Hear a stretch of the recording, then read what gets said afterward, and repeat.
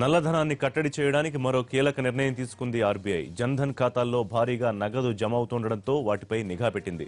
మరోవైపు జన్ధన్ ఖాతాల్లో నగదు పరిమితులపై కొన్ని కండిషన్లు పెట్టింది ఆర్బీఐ.